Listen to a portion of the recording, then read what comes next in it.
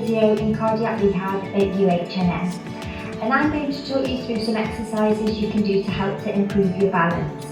And it's important to add in balance exercises to any exercise regime, particularly as you age, but also if you have a history of falls or have become fearful of falling. And there are three important things that go into your balance even before thinking about the effects of exercise. The first is your eyesight, so if you need glasses it's important that you're wearing them, but also that you're moving around in a bright or well-lit space. Secondly, there's your inner ear, and that gives your brain information about your head position at all times. And finally, you have lots of nerve endings that run throughout the body, but are particularly located in the bottom of your feet and in your neck for balance, and they give your brain a lot of information about your joint position in space.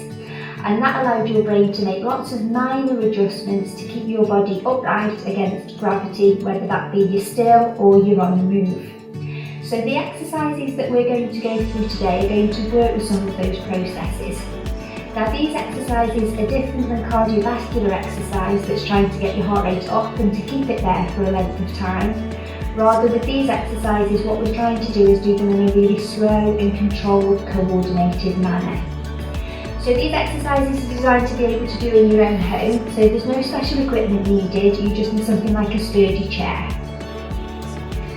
If you want to have a drink at the side of you, by all means, but we are only going to do some very slow, controlled movements. And to start off with, we're going to look at your head position. So all I want you to do is to sit nice and comfortably with your feet flat on the floor, and just gently turn your head from one side back to the middle and to the other side. Now I'm going to demonstrate these exercises in sets of 5, but you just do as many as is comfortable. And if you're noticing that you're starting to feel dizzy, then just come to a stop, keep your eyes open, but wait for the next exercise. Now you can see all this movement is coming from your head and neck, you're not moving your shoulders for this one. Okay, and if you want to, you can turn your head to the side and just hold it there for a few seconds before coming back to the middle and say to the other side and back to the middle. Okay? The next one we're going to do is to bring your ear down towards your shoulder, back up to the middle and to the other side and back to the middle. So with this one again, you may feel a stretch down the side of your neck, a gentle pulling. These exercises shouldn't be painful for you. If you're noticing that dizziness is coming on, just bring your head back up to the middle, come to a stop and just wait for the next exercise. Okay, but you're aiming to do 5 on each side. Okay, the last one, and again you can hold it there for a few seconds before coming back up to the middle and turn your head to the side again and back up to the middle. Okay? Now if you've got a chair with arms on, you can rest your arms on the side of the chair, or if not, just rest your hands on your lap. But what we're going to do now is to move your hand to your alternate shoulder and come back down, and then your other hand to your other shoulder. Okay? And again, we're going to do that 5 times.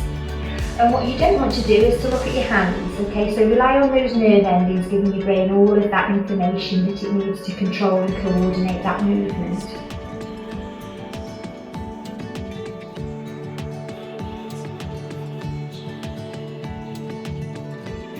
Okay, and place your hands back down on your lap or on the arms of the chair, okay? And now we're going to move on to your legs. And what I'm going to ask you to do is just straighten your leg out in front of you and just hold it there for a few seconds and gently lower. Same with your other leg now. And we're going to aim to do 5 on each side. So you're holding it there for a few seconds before lowering.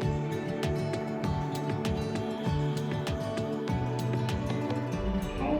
And you're controlling that movement both on the way up and on the way down. So it should be a nice, slow and controlled movement. Now what that does is make the muscle work both as it's shortening, but also as it's lengthening. Okay, so this should be coming up to 5 now. Don't worry if you can't do 5, or also if you feel like you can do a little extra, do a few more. Okay? The next one, we're going to straighten your leg out again, but this time we're going to just gently circle your ankle round 5 times. Now don't worry if you hear any crunching and cracking with this, that's just air and gas moving in the joints, as long as it's not painful. Okay, other ankle. Okay, just come to a stop when you've done 5. Okay, the next exercises we're going to do in standing. So I've got the chair here and I'm going to use the back of the chair for support. You can also use a kitchen worktop or a table if that's what you've got to hand, okay? And what you're going to do this time is try and balance on one leg, okay? So you're going to lift that foot up and try and balance for a count of 5, 4, 3, 2, 1, okay? And change legs now, so you're lifting the other foot up in the air, 5, 4, 3, 2, 1. Now if you find that quite comfortable to do, what you can do on this next one is just hover your hands over the chair so you're not using that back of the chair for support. So lift your leg, hold it there, 5, 4, 3, 2, 1. Okay, change legs, 5, 4, 3, 2, 1. Okay, and relax. And if you want to make it even harder than that, you can actually just put a cushion underneath your feet instead. So rather than having an even surface to balance on, you've got that added unpredictability of a soft cushion. Okay, so 5, 4, 3, 2, 1. Okay, change legs, 5, 4, 3, 2, 1. And if you're finding that easy enough to do, you can hold on again to progress it. But you can lift your foot up, bend your knee, and this time just add a gentle dip in from your knee, okay, and back up. Okay, same on the other side. So this isn't a big movement, okay, you're only dipping your knee by about an inch or 2 and coming back up to the middle, okay. If you can feel like you can do that without holding on, just hover your hands there, gently bend and raise, and again, gently bend and raise, okay. So those are some changes that you can make to those exercises. I think this is coming up to 5. Okay. We're going to do the same action this next time, but we're going to add in some movement that's important for walking. Okay, so what we're going to do is try and work around the hip and your bum muscles now. We're going to do that by holding on again to start with, bending your knee again, but you're going to take your foot back, and at the same time you're going to take your arm back that's on the same side. Okay, so we're going to do this movement here. And coming back to the middle, and again it should be a nice slow and controlled movement, and you should keep your body upright, okay, don't be tempted to tilt forward with this one.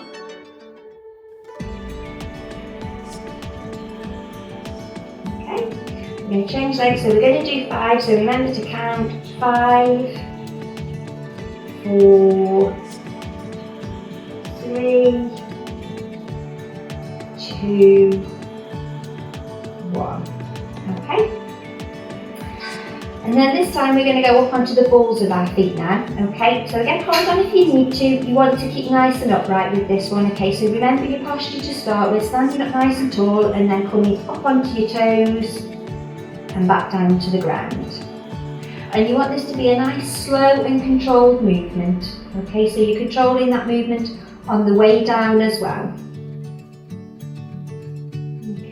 And again, if you don't need to hold on, just come up onto your balls of your feet and back down. Okay? Aiming for 5, but it doesn't matter if you can't quite do 5, add a few extra in if you feel able to. Okay? And we're going to look at that idea of coming up onto your balls of your feet in a little bit more detail now for walking. So when you walk, what you do is you lift up your foot and come onto the balls of your feet, and then you stride forward and strike the ground in front with your heel. Okay, so that's a good exercise to practice because that's really important for clearing your foot and preventing you from shuffling and tippling over when you're walking. So hold on if you need to again. So what you're going to do is tap the ground behind you and strike the ground in front on your heel. Okay, so 1, 2, 3, 4 and 5. And then I'm going to turn around just to show you it's a little bit easier, okay? So tapping the ground behind you, heel in front. And you're aiming to do 5 of these, okay? All right, we'll take that idea of heel and toe a little bit further now. So what I want you to do is to imagine that you haven't got an awful lot of room to be able to manoeuvre, okay? So you've only got a very tight space to work with. So what I'm going to ask you to do is to, with your right foot, place the heel of that foot right in front of the toes of your left foot. And then take that right foot back and place the toes of that foot right by the back of your heel of your other foot. Okay, so just look at that movement. So it's your right foot moving and you're getting it as close to your left foot in front and behind as you possibly can. So we're going to do 5 of those. Hold on if you need to start with, and it's really important that you don't look at your feet. You're looking ahead of you at all times, okay? So you want your feet to feel the way for this one, and you want those nerve endings working to tell your brain where to position your feet.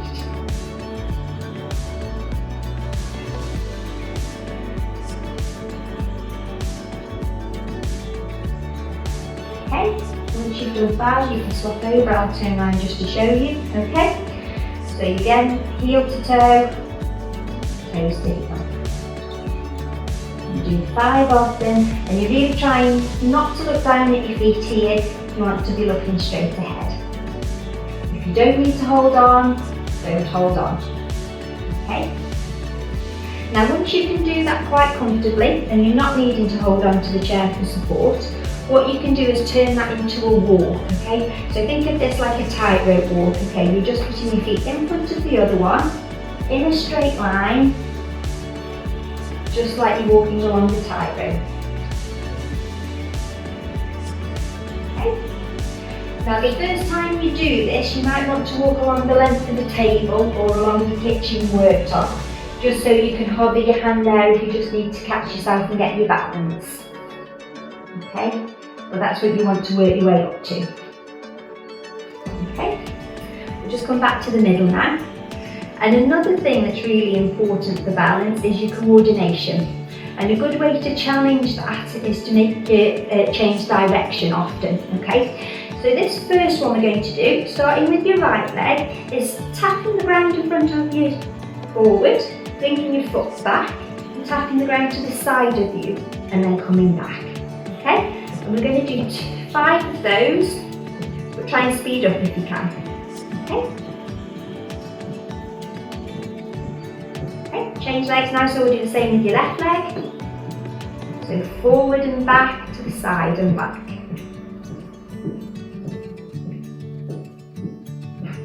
Hold on again if you need to. Okay. Once you find that easy though to do, what you want to do is actually turn that into a stride.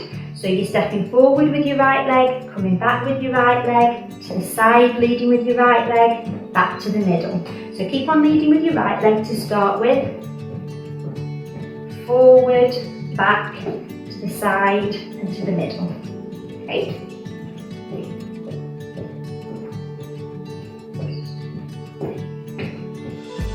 Okay, change now to your left leg. So leading with that left leg, back to the middle. Left leg forward, to the side, back to the middle. And again, when you feel happy, speed up a little bit.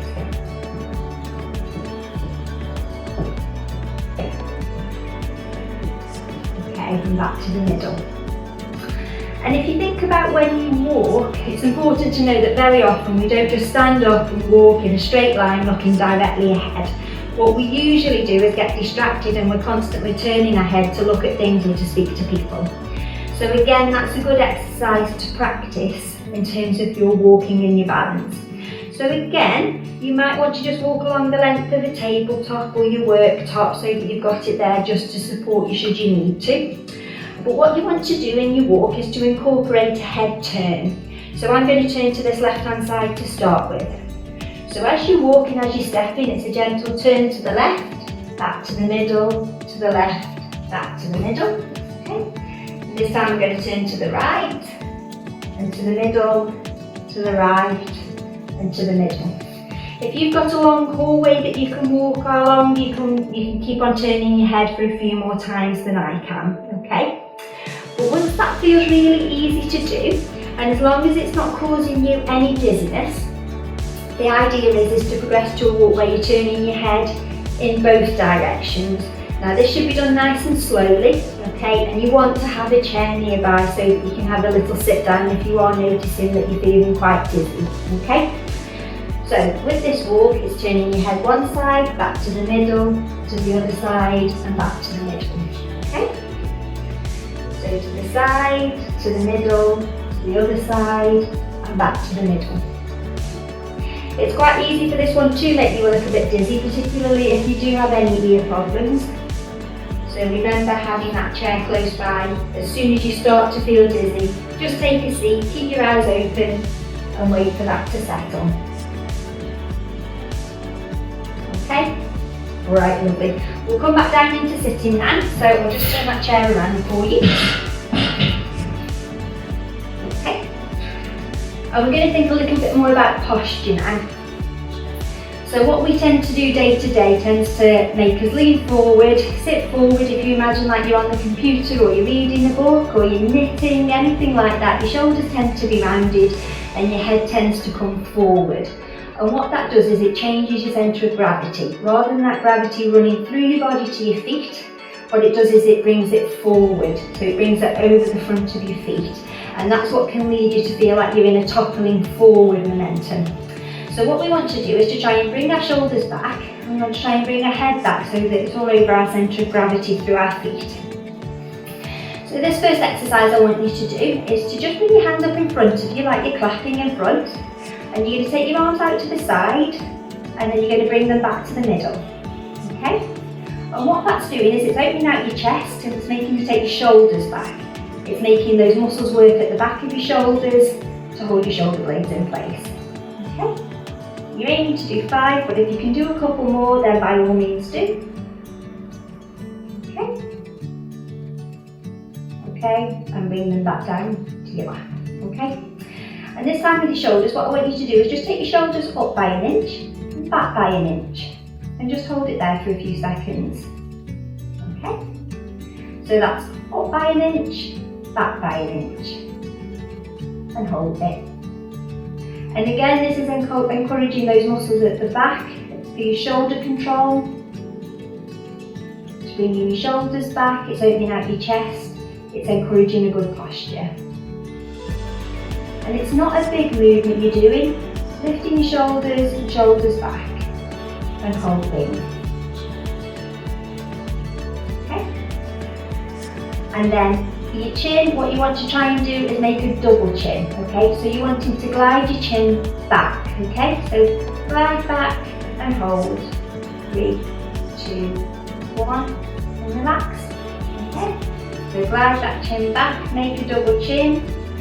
3, 2, 1. I'm just going to turn to the side so that you can see that one. So when you're sitting, you tend to have your neck forward, and it brings your head forward over your feet. You want to take your shoulders back and you want to glide your neck back. 3, 2, 1, and relax. Okay? So again, you're thinking of gliding your chin back. You're not trying to tuck your chin down onto your chest. And relax. Okay, and once more we'll do that. 3, 2, 1, lovely, and relax. Okay? And then we'll just come back down to our ankles for this last one. So just take your foot out in front of you again. Circle 5 times in one direction and then 5 times in the other direction. Again, if you hear any cricking or cracking with this, it doesn't mean anything as long as it's not painful. It's just that air and gas moving around because you're moving your joints.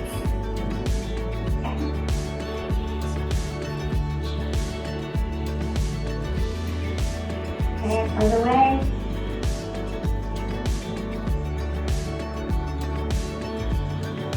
Okay, and that concludes the balance exercises for today. Okay, I hope you've enjoyed them.